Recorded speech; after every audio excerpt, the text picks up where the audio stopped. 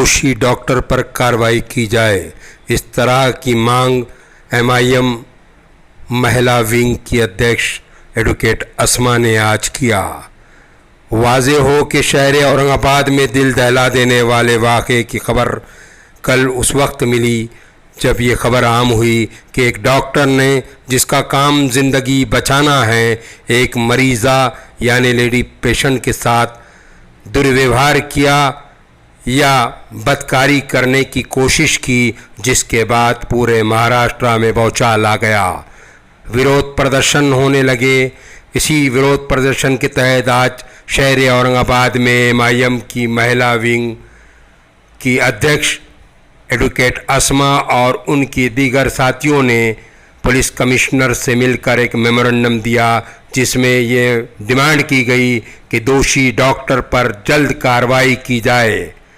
इस मेमोरेंडम की कॉपियां मुख्यमंत्री महाराष्ट्र के हेल्थ मिनिस्टर राजेश टोपे और दीगर जिम्मेदारान को दी गई। सुनिए क्या कहा एडवोकेट अस्मा ने अपने प्रेस कॉन्फ्रेंस खिताब में। आज बहुत अर्जेंट में प्रेस कॉन्फ्रेंस लेने का ये मतलब है कि आज जो अपने पदमपुरा में औरंगाबाद के अंदर जो कोविड सेंटर है, वहाँ पर कल रात में एक वाक़या पेश आया कि कोरोना बाधित एक जो महिला थी, उसके ऊपर वहाँ के डॉक्टर ने रेप करने की कोशिश की, लेकिन हुआ ऐसा कि वो लेडीज़ चीखने की वजह से उसको रेप होने से बच गया। अभी इसी वजह से ये प्रेस कॉन्फ्रेंस रखी गई है कि महाराष्ट्र में जिस तरीके से आए दिन रोज़ कुछ ना कुछ औरतों के साथ ऐसे वाक़यात पेश आ रहे हैं, जिसके अंदर हमें सरकार का एक रुख दिख रहा है कि अगर वो वाक़या प्रशासन की तरफ से होता है या फिर उनके मंत्रिमंडल के किसी मंत्री के तरफ से होता है या उनके कोई नेता के तरफ से होता है, तो उनके लिए एक अलग न्याय व्यवस्था है। और कोई आम इंसान के साथ अगर ऐसा होता है या उसकी वजह से होता है, तो उनके लिए एक अलग जस्टिस देने का काम महाराष्ट्र सरकार कर रही है। और इसी वजह से आज ये प्रेस कॉन्फ्रेंस महिलाओं के सुरक्षा को मद्देनज़र रखते हुए मजलिस इत्तेहादुल मुस्लिमीन के वुमेन्स विंग के तरफ से रखी गई है। अब अभी किस किस को इस बारे में मेमोरेंडम देने वाले हैं? देखिए, ये मेमोरेंडम तो मैं पुलिस कमिश्नर के थ्रू गृह मंत्री महाराष्ट्र राज्य को दे रही हूँ। साथ ही में मैं महाराष्ट्र के मुख्यमंत्री माननीय उद्धव जी ठाकरे साहब को भी ये निवेदन दे रही हूँ। चूँकि ये वाक़या आरोग्य विभाग से संबंधित है, इस वजह से मैं राजेश टोपे साहब जो हमारे आरोग्य मंत्री हैं, इनको भी दे रही हूँ।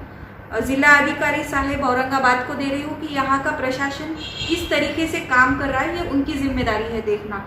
और आस्तिक कुमार पांडे जी जो हमारे महानगर पालिका के आयुक्त हैं, इनके ऊपर भी बहुत बड़ी जिम्मेदारी है कोविड सेंटर का ध्यान रखने का, तो इनको भी मैं ये निवेदन दे रही हूँ। ठीक है, क्या मेन क्या डिमांड है आपकी मुख्य इसके अंदर? मेरी आपके हिसाब से क्या होना चाहिए ये?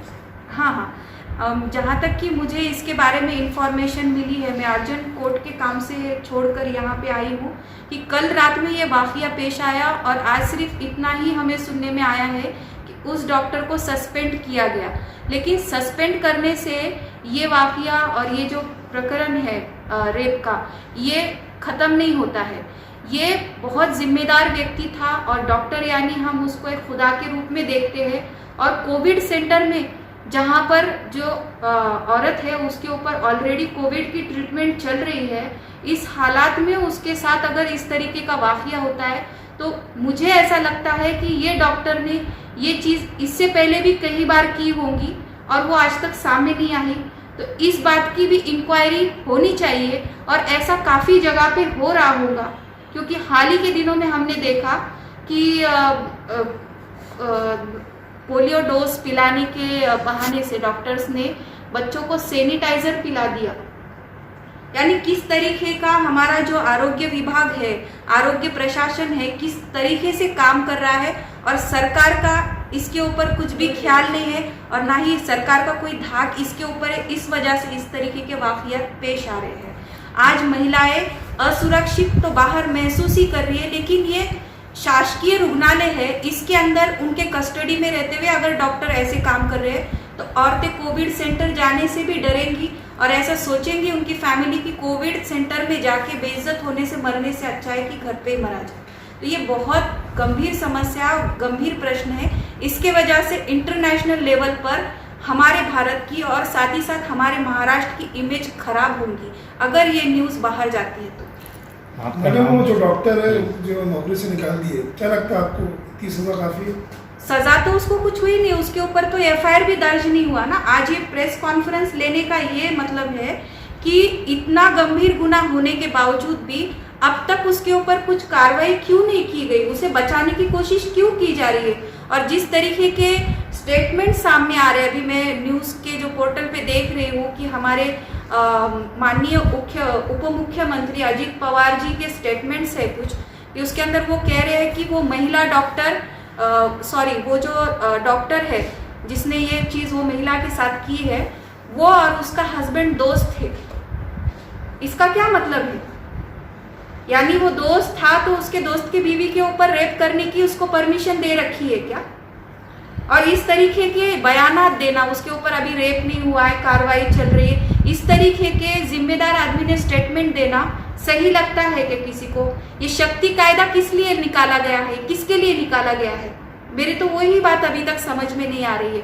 तो शक्ति कायदा अगर निकाला गया है तो ये सिर्फ बताने के लिए था या उसका इम्प्लीमेंटेशन भी महाराष्ट्र में हो रहा है? अभी एमआईएम की तरफ से अगला कदम क्या होगा अगर इस पर कुछ कार्रवाई नहीं हुई?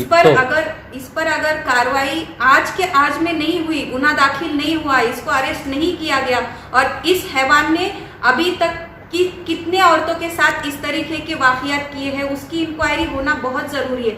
अगर नहीं होते हैं तो हम बिल्कुल सड़कों पे उतरकर इसके खिलाफ में आंदोलन करेंगे जब तक उसको अरेस्ट नहीं किया जाता। आपका नाम बोलो पूरा। एडवोकेट आसमा शेख। मैडम, डॉक्टर का नाम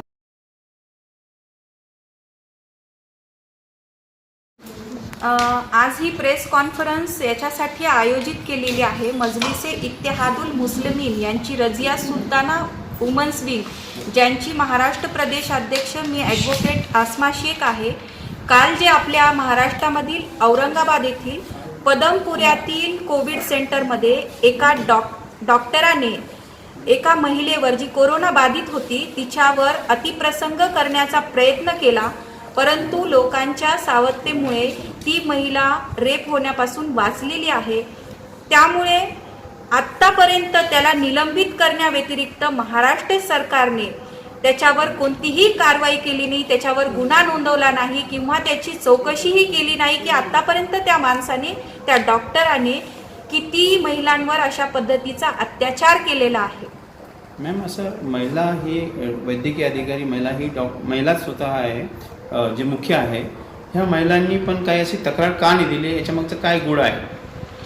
तेच की सरकार या प्रकरणाला दाबण्याचा प्रयत्न करत आहे, कारण आत्तापर्यंत पूर्ण विश्वामध्ये देखील अशी प्रकारची घटना झालेली नाहीये की कोणत्या कोविड सेंटरमध्ये कोरोना बाधित महिलावरती अशा प्रकारचा डॉक्टरांतर्फे जे शासकीय अधिकारी असतात त्यांच्यातर्फे रेप करण्याची घटना आतापर्यंत कुठे घडलेली नाही आणि ती महाराष्ट्रामध्ये घडलेली आहे।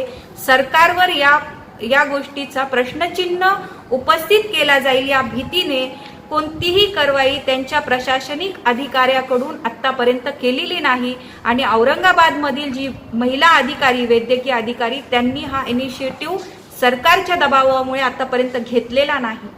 मॅम, असे प्रकरणच व्हायला नाही पाहिजे, याकरता सरकारने काय उपाययोजना करायला पाहिजे? खरं म्हणजे आता काही दिवसापूर्वी एक अशीच घटना काही बालकांसोबत घडली होती की पोलिओ डोस त्यांना पाजायचा होता, एक मोहीम चालवली गेली होती संपूर्ण देशामध्ये आणि आपल्या महाराष्ट्रामधील शासकीय आरोग्य केंद्रामध्ये डॉक्टरांच्या हलगर्जीपणामुळे आणि आरोग्य सेविकांच्या हलगर्जीपणामुळे त्या लहान मुलांना पोलिओ डोसऐवजी सॅनिटायझरचे डोस देण्यात आले होते। याच्यावरून या गोष्टीचा त्यांनी बोध घेतला नाही आणि प्रशासनाला ढिले सोडले, तेथील अधिकाऱ्यांना ढिले सोडले आणि त्याचाच आज परिणाम म्हणून आज एका महिलेवर, कोरोनाबाधित महिलेवर अत्याचार होत आहे आणि त्यानंतर देखील त्याच्यावर गुन्हा नोंद होत नाहीये.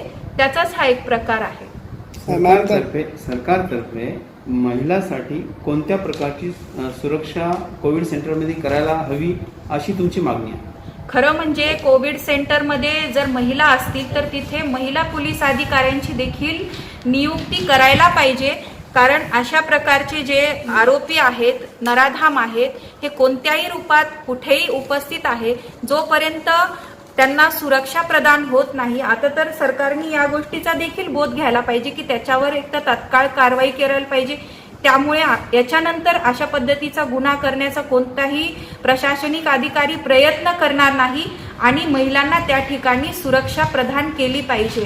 तेथे महिला कर्मचाऱ्यांची, अधिकाऱ्यांची तेथे फौज फाटा तिथे असायला पाहिजे, अशी माझी विनंती. आरोपीचं नाव ओपन न करण्याचं कारण काय असू शकतं? आरोपीचं नाव उपस्थित न करणे, त्याच्यावर गुन्हा दाखल न करणे, ह्या सगळ्या गोष्टी याच्यामुळे घडत आहे की हा गुन्हा लवकरात लवकर दाबवण्याचा प्रयत्न सरकार करते. कारण मी आता थोड्या वेळापूर्वी काही स्टेटमेंट आपल्या उपमुख्यमंत्र्यांचे वाचले. त्याच्यामध्ये त्यांचे असे स्टेटमेंट आहे की ती जी महिला आहे अत्याचार पीडित, ती आणि तिचा पती तो डॉक्टर, ते दोघं मित्र होते. तिचा जो पती आहे म्हणजे मित्र असला म्हणजे त्याला रेप करण्याची सूट दिलेली आहे का? म्हणजे अशा पद्धतीचे स्टेटमेंट जर जबाबदार व्यक्ती करत असेल तर महिलांच्या सुरक्षितेबाबत एक वेगळा प्रश्न निर्माण होतो.